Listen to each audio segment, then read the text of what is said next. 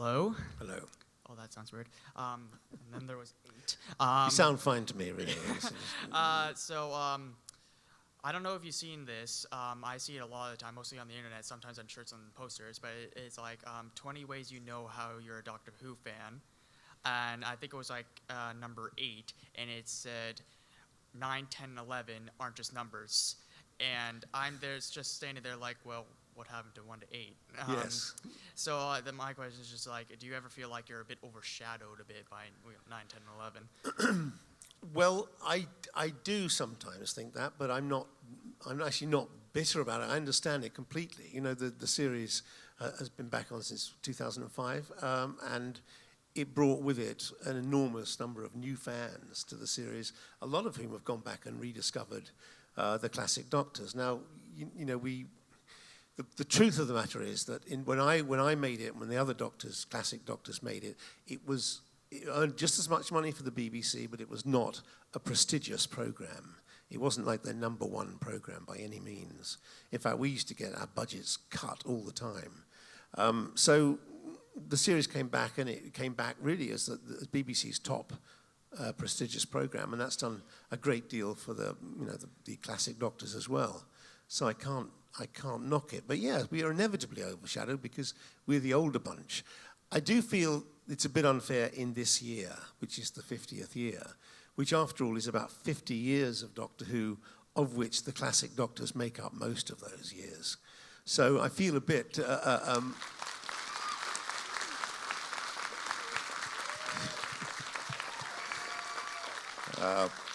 probably get into trouble for this. But I do feel... Don't worry, we won't tell anybody. Okay, fine. No one's recording this, are they? Okay, so, I just feel it should be about celebrating 50 years of Doctor Who, not celebrating the 50th anniversary special. That's all. Thank you. Cheers. Hello. Oh, third person to complain about how their voice sounds on this thing. I was just wondering what your thoughts about how they've changed the series since you left, and more specifically since the reboot in 2005, like with the new Daleks and the new screwdrivers and the new sort of energetic character of the Doctor. Yeah. And I was just wondering what your thoughts on that kind of stuff was. I have mixed feelings about it. I think that the standard of writing is actually way better than it was, if I'm honest, because now mostly the stories are written by people who are fans of science fiction and of Doctor Who, so that's a great plus. I think some things work, some things don't. I'm not always, maybe it's just because I'm getting old, but this desperation for pace all the time, I'm not really quite bought into. You know, I rather liked a bit of the sort of slow development of a story that we used to have. And the fact that everything's going to happen, wham, bam, it's almost like a long trailer sometimes. But that's just the style of television. It may be changing now with the killing and with Broadchurch and things like that, where people can now realize that actually we do have an attention span and things don't have to blow up every 2 minutes or we'll stop watching. I hope that's the case. I wasn't really sure about the new Daleks. Didn't really like the new Daleks very much. I prefer the old favourite Daleks, you know. Well, they just look a lot more machine-like. The other ones kind of looked like they were made out of cardboard or something. The new ones that came in for a while, they seem to have disappeared a bit now. Well, it looked a bit like they'd been blown up with a bicycle pump, you know. They sort of, didn't really like those very much. You know, I didn't have a sonic screwdriver because... you had a sonic lance thing? Well, no, what it was felt was... I had one at the beginning and it was blown up early on deliberately because John Nathan Turner felt, and I think actually rightly, that it was just an easy answer to virtually everything. And I do think that's happening a bit now. What does the sonic screwdriver do?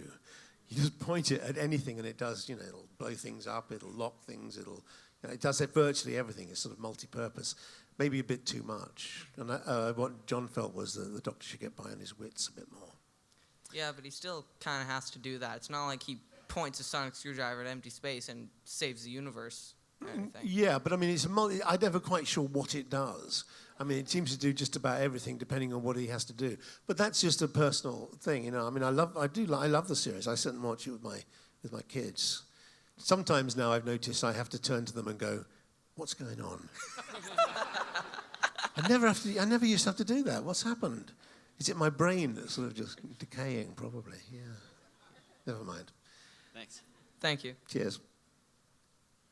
Hi. Big fan of yours, but I have a question which isn't about you. Did you encourage or discourage your daughter into going into acting? I did neither, because both are completely pointless. Actually, if you encourage them, you might be successful and deter them, because, as we know, kids just don't want to do what you want them to do. So that might work, but it's a dangerous, thing to do. If you discourage them, they will almost certainly want to do it. Because I was so upset there wasn't a third series of White Van Man, because I loved her on that.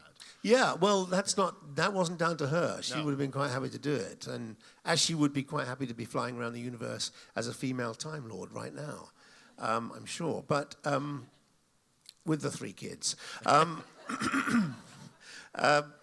no, what happened was I should have seen it coming, really. She did do a lot of drama at school, and she was very good. But I remember saying to her at one point, do you ever want to become an actress? And she said, no, there are too many female actresses, too many actresses, don't want to be one. So I then took her at her word, you see. And then what happened was she left school, wasn't doing very much, and then she just turned to me one day and said, I think I'm going to be an actress. Didn't go to drama school or anything. So I said, okay, well, as long as you understand that it's not going to be easy. You have to go up for auditions and you won't get the part, and you have to, put up with a lot of rejection. And then she went for her first audition the next day and got the job. Nice. I actually use Braveheart when I'm trying to encourage people out, so I'd like to thank you for that. Okay. Thank you. Hello. Hi. I have 2 questions. Do you still keep in contact with your companions from your era and with the companions from All Creatures Great and Small? I haven't seen Chris Timothy for some time. I used to keep in touch with Chris Timothy. We are still in touch, but it's like, actors can be in touch but actually not see each other for 5 years. And then if I see him tomorrow, it'd be, hi, Chris, how are you? Fine. You go, hi. Janet Fielding and I were insulting each other only yesterday morning, in fact, via email. We like to do this from time to time. She likes to insult me and I insult her back. Because she's got this thing that I have too many jobs. And we're meant to be doing a big finish next week. And she said, I'll see you next week then, unless you've got another job. And I had to write back to her and say, well, actually, I have, because I can only be there for 1 day. And so she then sent me another email, which was just a list of expletives, really, which was very nice. No, but she's great, and we get on very well. So, yes, I do see the companions, because, of course, apart from anything else, we do the big finish things where we're all together at the moment. And the other question was, I've heard a lot of people say it's the costumes that make the characters as well as the actors. Why did you choose the cricket outfit? I didn't choose the cricket outfit. I suggested the cricketing theme to the outfit because he wanted something that was younger and yet still eccentric, and I thought cricket pretty much fitted that bill. There is a Canadian cricket team, isn't there? I think. Yes, there is. It's yeah. just a bunch of what my mother calls misfits, not proper proper cricket players. Clearly, they are good. They are. All right, okay. Yeah. Thanks very much. If there's anyone who's very good in the team, though, we'll pinch them for our team, because we're a bit... so I suggested the cricketing theme. Personally, I would have liked a much more of an idea where the Doctor goes into the Doctor Who closet or wardrobe and just picks things off the peg and throws them together. So I would have preferred a much more thrown together look, but John was very keen on a kind of designer look, which is why we had what we had. I was very comfortable, though. I was perfectly happy with it. But if I was given the choice, I would have, a bit like they do now. They just go into the room and pick this jacket, this bow tie, whatever. Thanks very much, Okay, Peter. thank you. Thank you. I think it's all. Okay. Okay. Just before I say anything, By the way, sonic screwdrivers apparently cannot open wooden doors. Cannot open wooden doors, is that Yeah, correct? You need Donna for that. Right. Okay. I think I was trying to open a wooden door when mine was blown up. This probably explains why it happened. Okay, yeah, sorry. You're ominously holding that camera as if you're filming something right now. You are, aren't you? Hello. Yes, go on. Maybe. So going back to a little more of the wardrobe, because obviously 900-year-old Time Lord, they're not going to really fit in.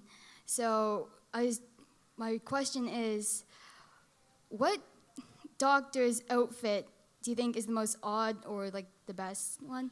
Whether it's the 10th Converse, your stick of celery. Well, I think something very seriously and catastrophic happened to my costume in between me and Colin Baker. I mean, I don't know what happened. It's like my costume on acid. I don't know what happened. It's something, you know, I don't know. Colin Baker's outfit was a bit weird, I thought. Bless him. And also, you know how when the new Doctor takes over, he starts off in you know, the old Doctor's outfit, obviously. And then we came back about a year later and I had to do a photo call or something in my old costume. And I put the trousers on and they just like fall down. I think, what the heck is going on? I find that there's a huge V of material has been added to the back of my trousers so it would fit Colin Baker. Hi, Colin. I will never let him forget that. Thank you. Thanks. Hi. Hi. I was wondering who your favorite companion is. Well, I have two answers to this. My favorite companion for my time was Nyssa, because I think she was a kind of underrated character, really. She was quite strong, very, very bright. At the time, John was very intent on making companions interesting, but I don't think he ever quite... He wanted to make... Everyone's quest since Doctor Who began was to make a strong companion, and they've succeeded in an odd time. Sarah Jane, I thought, was very sort of strong and a great character. But in my time, he wanted to make them interesting by, for example, in Tegan's case, Janet's case, making her not want to be there. Why are we here, Doctor? And in Turlough's case, he wanted to kill me. I don't think that's the way to make the companion interesting, personally. And I just like the way Sarah was just very good, solid support for the Doctor, and was, but you know, no dummy. She wasn't just there to say, "Help me, Doctor." However, I do think that the first companion they really got right, and this covers now the whole of Doctor Who, was Rose. I just thought, oh, that's popular. And, you know, because there's an argument, in fact, that Rose is, in that first series, a more important character than the Doctor. And I think it's very nearly true, because she is, you know, the actual catalyst for everything that happens. And the way to make a great character for a Doctor Who companion is to write a great character. That's all you have to do, just to write a rounded character, and you have a great companion. Thank you. Rose Cheers. is my favorite too. Okay. Hello. Hello. Two questions, but first, I think I speak for everyone here when I say that I don't think anyone liked the Dalek redesign, especially not the rainbow eye Daleks. No, yes. First question, this one's a quick one. Obviously, the writers have been going through a lot of teasing the audience with the name of the Doctor. And I was wondering, do you know, or has there ever been, or is there now, actually a name of the Doctor, or is it just something like the state that Springfield is in is just teased at, but there is none? I think the latter, personally. I don't think if there was one, you're never going to find out what it was. Fair enough. Derek, that's the name of the Doctor. Derek the Doctor. There, I've given the game away. It's Derek. Oh, you forced it out of me. I don't know, no. It's not a bad name, is it, Derek the Doctor? There are some names where you can picture what a guy looks like with that name. You can't picture a Derek. Derek. Yeah, I know. I think it's like so many things with Doctor Who. You're slightly being led up the garden path, but that's part of the fun. And the second question, and this was alluded to by another question, and this is probably, you're not going to like this. Obviously, every actor that's come and portrayed the Doctor has brought their own personality into the mix and their own traits.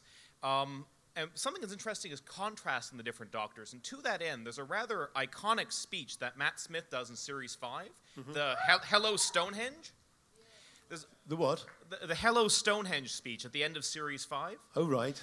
And there's a video of Sylvester McCoy on YouTube actually doing that speech.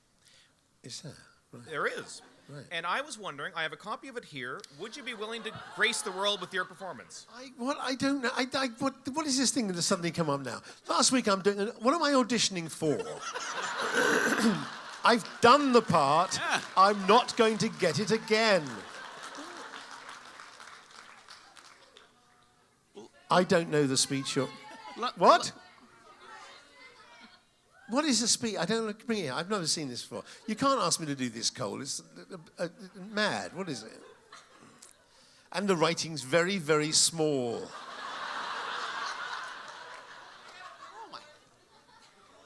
Oh.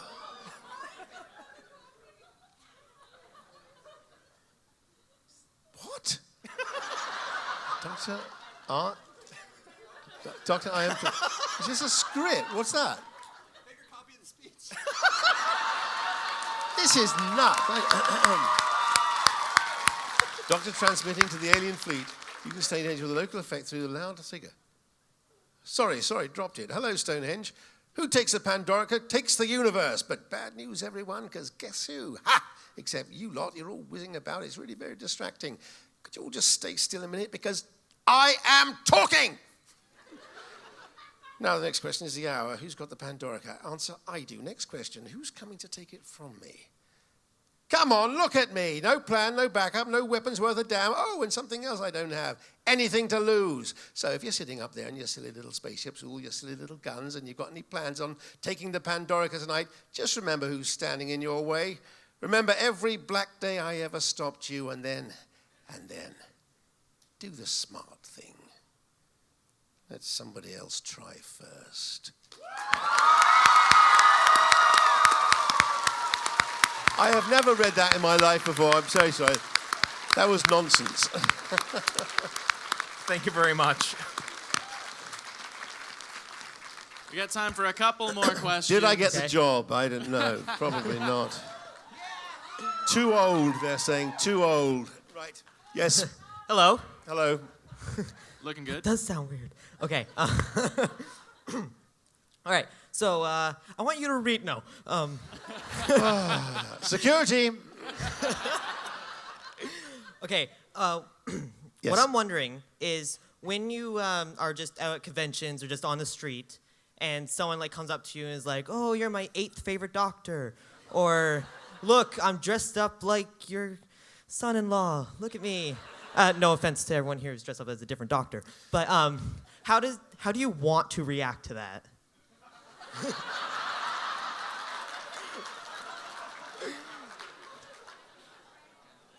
I called security.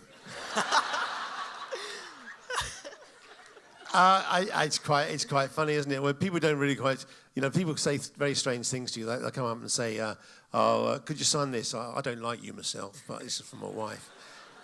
I've never watched Doctor Who. I hate it. They go, sign it. So why am I signing a Doctor Who picture then? I don't mind. People, say dumb. It's like when you're younger. You come out of theatres at night and people will standing outside the stage door with bits of paper and they'll say, "Are you anybody?" Anyway, I don't know. No, it's fine. I don't mind at all. Now we got all these people here. How long have we got? When do we have to stop? No, we got more than that. Oh, we got more? Okay, let's keep going. Okay, carry on. All right, thank you very much indeed. Thank you. Hal-Con.